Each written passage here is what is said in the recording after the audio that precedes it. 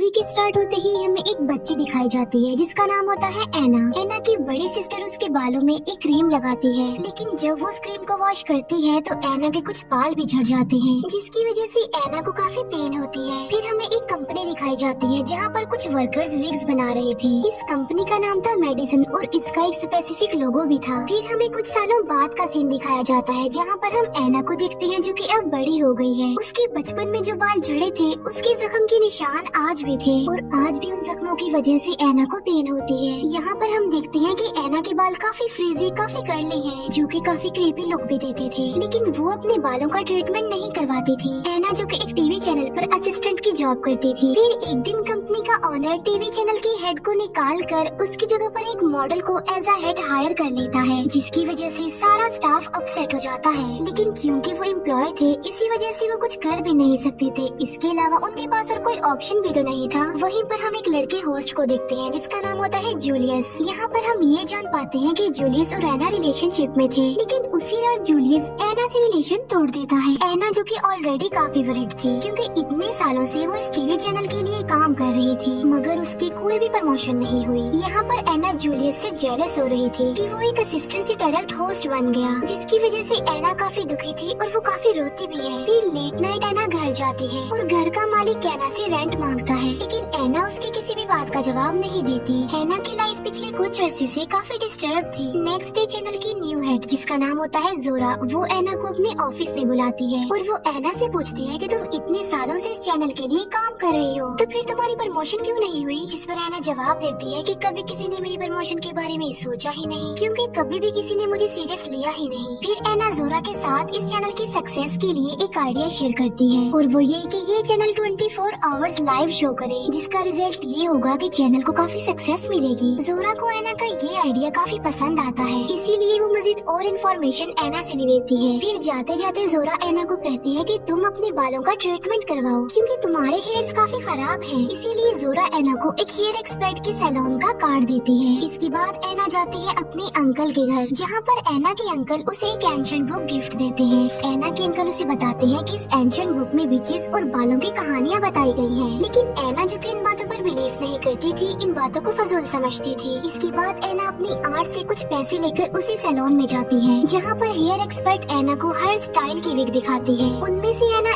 एक wig select कर लेती है। एना उस विग को परमानेंटली अपने सर में लगवा लेती है। वो हेयर एक्सपर्ट एना की स्कल में स्टिचेस लगाकर उस विग को फिक्स करती है। एना देखती है कि वो बिल्कुल चेंज हो गई है और वो काफी खुश हो जाती है। फिर एना को एक लिक्विड क्रीम भी दी जाती है जो कि उसने अपने बालों में लगानी है। एना को ये भी कहा जाता है कि 1 वीक इन स्टिचेस में पेन होगी और 1 हफ्ते के बाद सब कुछ बिल्कुल ठीक हो जाएगा। एना को एक जरूरी बात भी बताई जाती है जिसे उसने जरूर फॉलो करना है, और वो ये कि कभी भी इन बालों पर पानी नहीं लगने देना। इसके बाद फिर से घर का मालिक एना के पास आता है और वो एना को लास्ट वार्निंग देकर वहाँ से चला जाता है। फिर आधी रात को एना अपने अंकल की वो दी गई एंशिएंट बुक को पढ़ती है। उस बुक की स्टार्टिंग में जो स्टोरी थी उसे एना पढ़ने लगती है कि एक दिन एक लेडी अपने काम से घर जा रही थी। रास्ते में उस लेडी को एक ट्री नजर आया जो कि काफी वियर्ड लग रहा था, और अजीब बात तो ये है कि उस ट्री में बाल उग रहे थे। उस लेडी ने ट्री पर लगे हुए बालों को काट लिया और उसकी एक विग बनाई। स्टोरी में आगे क्या हुआ ये पढ़ने से पहले ही एना को नींद आ जाती है और वो सो जाती है। नेक्स्ट डे एना जब अपने काम पर जाती है तब सब लोग उसे देख रहे थे और एना के लुक चेंज होने पर उसकी काफी तारीफें भी की जा रही थी। मीटिंग में जोरा एना के उस पूरे आइडिया को चुरा कर अपना नाम लेकर सबको बताती है। मीटिंग के बाद एना जोरा से चैनल की होस्ट बनने की डिमांड कर देती है, जिस पर जोरा एना को कहती है कि ठीक है मैं तुम्हें सोचकर बता दूंगी। फिर हम देखते हैं कि आधी रात को मकान मालिक नशे की हालत में एना के रूम में आता है, लेकिन एना उसे नाइफ से स्टैब कर देती है। तब मकान मालिक के शोल्डर से खून आने लगता है और तब वहाँ पर एक अजीब चीज होती है। एना के बाल उस मकान मालिक की बॉडी में घुसकर उसका सारा खून पी लेते हैं, जिसकी वजह से मकान मालिक की डेथ हो जाती है।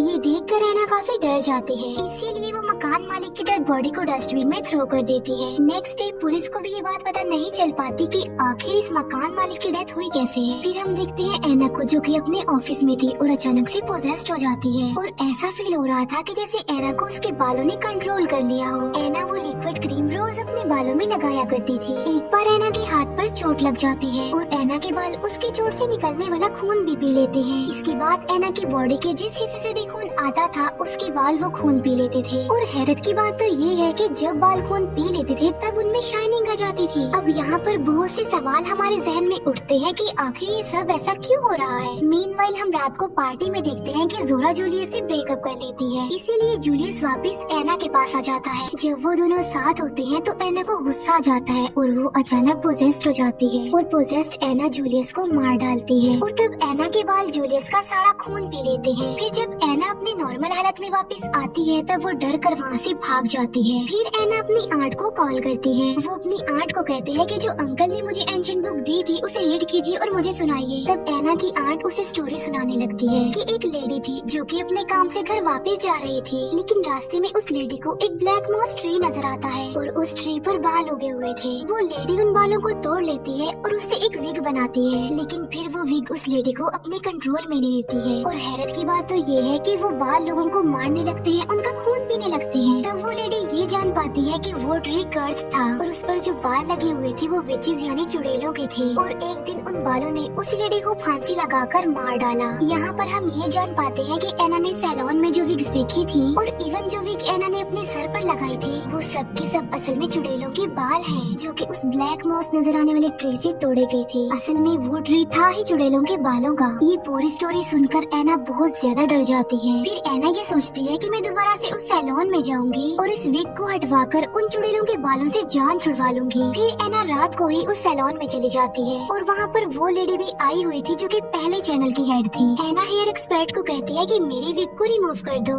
लेकिन जैसे ही हेयर एक्सपर्ट सीजर को बालों के पास लेकर जाती है वो बाल मूवमेंट में आते हैं और उस हेयर एक्सपर्ट को मार डालते हैं। और फिर वो बाल एक एक करके सैलून में सभी लोगों को मार डालते हैं, जिनमें चैनल की हेड भी शामिल थी। फिर वो बाल सब लोगों के खून को सक कर लेते हैं। एना बुरी तरह डर जाती है और वो अपने ऑफिस में आ जाती है। एना वहाँ पर एक डेड बॉडी देखती है जिसके खून को सक कर लिया गया था ऑलरेडी, जिस पर एना सोचती है कि ये किसने किया है, मैं तो वहाँ नहीं थी। तो वहाँ पर एना को जोरा मिलती है जिसे भी उन बालों ने पोजेस कर लिया था, क्योंकि जोरा ने भी विग लगवाई थी। जोरा डर जाती है और वो अपने बाल काटने की कोशिश करती है, लेकिन तभी वो बाल उसे फांसी लगाकर मार डालते हैं। यानी एना सिर्फ अकेली ही नहीं थी जिसने अपने सर पर चुड़ैलों के बाल लगाए थे, बल्कि सिटी में बहुत सारी ऐसी फीमेल्स थी जो उन चुड़ैलों के बालों की विक्टिम्स बनी। फिर एना अपने ऑफिस में जाती है। एना को बताया जाता है कि जोरा और जूलियस कहीं पर चले गए हैं, इसीलिए अब शो की होस्ट एना को बनना पड़ेगा। तब एना खुशी खुशी शो को होस्ट करने लगती है और तभी वहाँ पर आ जाती है जोरा। अब जोरा तो मर चुकी थी तो फिर वो यहाँ क्या कर रही है। असल में वो बाल अभी तक जोरा को कंट्रोल कर रहे थे।